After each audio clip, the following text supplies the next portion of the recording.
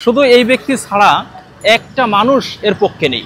মানে আপনি যদি ওখানে 1 লক্ষ ভোটার থাকে, মানে সেই 1 লক্ষ বা 2 লক্ষ ভোটারের ভিতরে একজন লোক দেখাতে পারবেন না যার পক্ষে মত দেবে।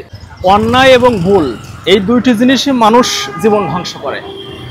যদি ভুল একটা মানুষ অজান্তে কিছু করে ফেলায় সেটা হয়তো ভুল হতে পারে, কিন্তু জানার পরেও যে ব্যক্তিটা সেই কাজটা করবে সেটা আমি মনে করি সেটা অন্যায়।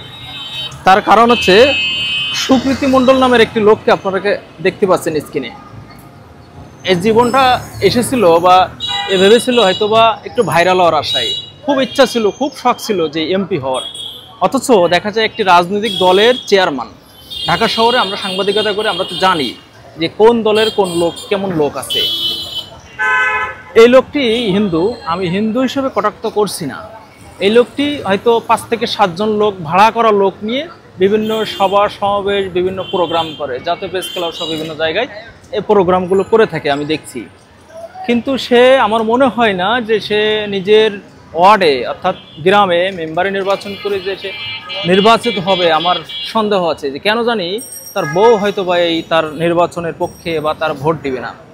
তার গুরুত্বপূর্ণ একটি কারণ হচ্ছে যশোরের 3টা উপজেলার এর বাড়ি হচ্ছে অভয়নগরে। এই অভয়নগরের এই লোকটা সে এমপি নির্বাচন করবে, বহুদিনের শখ ইচ্ছা আশা। তো নির্বাচন করে তুই নির্বাচিত হয়তো বা তার নিজের কেন্দ্রে নিজের সেন্টারে পাস করতে হয়তো পারবে না, কিন্তু দেখা গেছে তার বাড়ি একেবারে একটা উপজেলার শেষ প্রান্তে। তার পার্শ্ববর্তী আরেক 2টা উপজেলা আছে, মনিরামপুর এবং কেশবপুর।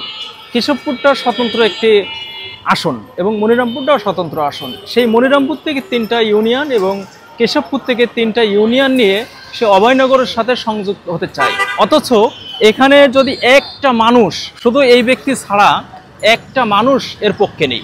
মানে আপনি যদি ওখানে 1 লক্ষ ভোটার থাকে, মানে সেই 1 লক্ষ বা 2 লক্ষ ভোটারের ভিতরে একজন লোক দেখাতে পারবেন না যার পক্ষে মত দেবে। তার কারণ হচ্ছে আমি আমার উপজেলা নিয়ে যে আসনটা আছে সেই আসনের ভিতরে থাকতে চাই, আমি অন্য আসনের ভিতরে যেতে চাই না।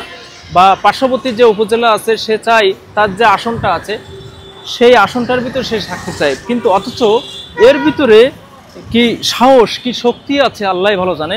সে চিন্তা করছে যে সে যদি পার্শ্ববর্তী আরও 2টা উপজেলা 3টা 6টা ইউনিয়ন নিয়ে একত্রিত করতে পারে তাহলে হয়তো বা এ নির্বাচিত হবে। কিন্তু এ জানে না এইটা করার কারণে তার জীবনটা ধ্বংস হয়ে গেল। আমার ডান পাশে আছে বাংলাদেশ শিল্পকলা একাডেমি এবং আমার বাম পাশে আছে দুর্নীতি দমন কমিশন। আমি বলতে চাই সুকৃতি মণ্ডল, তোমার এই দুর্নীতি দমন কমিশন এবং শিল্পকলা একাডেমির সামনে থেকে আমি বলতে চাই তোমার এই চিন্তাভাবনা, বদ নজর, বদ চিন্তাভাবনা তোমার এটা সফল হবে না। এটা আমি 100% গ্যারান্টি দিয়ে বলতে পারি।